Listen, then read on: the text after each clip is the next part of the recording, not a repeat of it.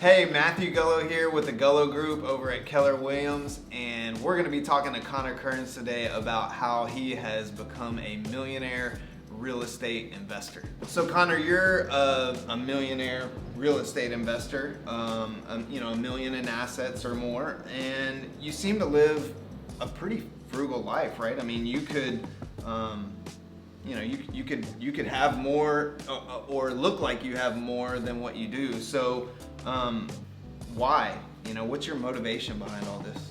So with the frugal nature, I was 19 years old and I heard Gary Keller speak at a conference, and he said something that really stuck with me. He said, if you live like a student in your 20s, you'll be set for the rest of your life. And I don't know, I always think about that. So ever since then, all the extra income I had, I would put into investing. And whenever I was younger, I didn't really know what investing was or what those avenues would look like, but that was always my approach.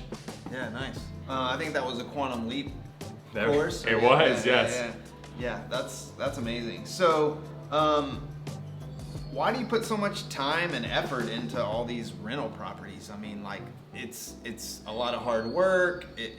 Sometimes it looks like it takes a really long time to get things to actually look like this. So why all that effort? I know. Yeah. Obviously it was kind of to do things in your 20s, but yeah. So it's funny. A lot of the macro reasons have remained the same through the years, and a lot of the micro reasons have changed. But it really, the seeds for this got planted in my early 20s. I got into medical sales really young, had some success, made some money, but really felt like I was lacking purpose. And I read Rich Dad Poor Dad, and that changed my whole paradigm on life and investing and money. And I realized I would have more purpose in my life if I had something that was my own. So from then on, I got into real estate investing and was able to build and grow from there and really find that purpose. That's awesome. So you have a good career and you're making money and could have bought a nice house and bought a car and just kind of lived like everybody else, but you really wanted to find something more meaningful than that. Exactly. Yeah. So let's switch gears a little bit. You don't know much about construction. It's not like your dad was a contractor or your uncle and they taught you everything you know. And you kind of came into a real estate related, more construction related industry, and you've really kind of taken it by a storm. I mean, you impress me, and you're kind of hands on. I know sometimes like you do some of the trim in the homes and things like that. So tell me a little bit about how you learned how to do construction without really going to school for it or having any kind of major training. Yeah, I think people would be surprised to know how little I know about all of this. But the irony is, I think there's a tremendous position of power being in not knowing a lot.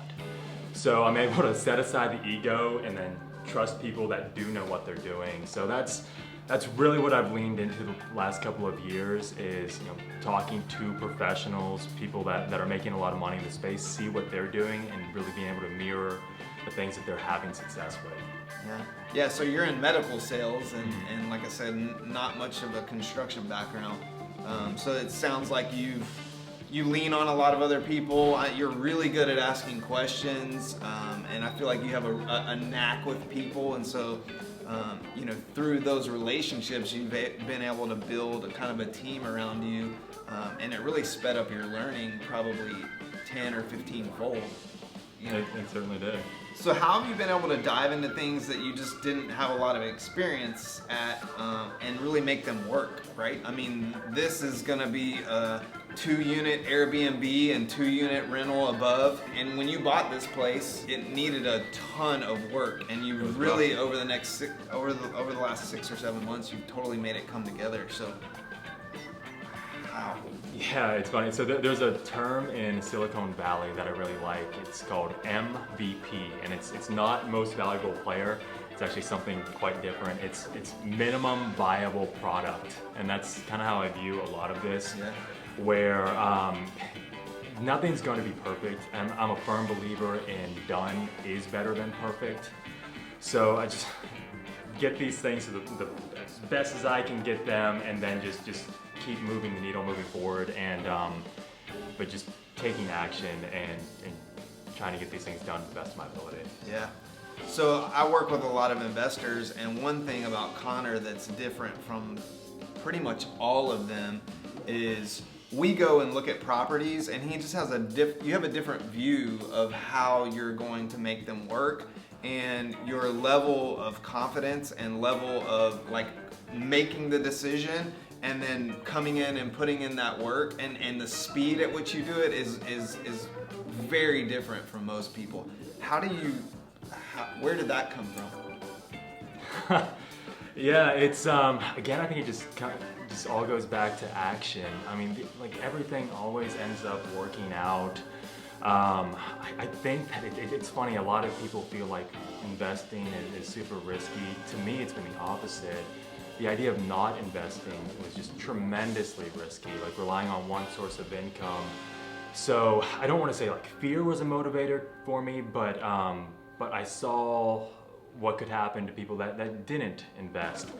So that was kind of always in the back of my mind. So it made it very easy to make these types of decisions. And with a long view with real estate, it's hard to lose. So you get your parameters and you know what you want, and then you just have to trust the process at a certain point. So a lot of people struggle with mindset. So when you're going to do a big project like this, there's always an internal voice that's telling you like you can't, or you shouldn't, or this is over the top. How do you quiet that voice?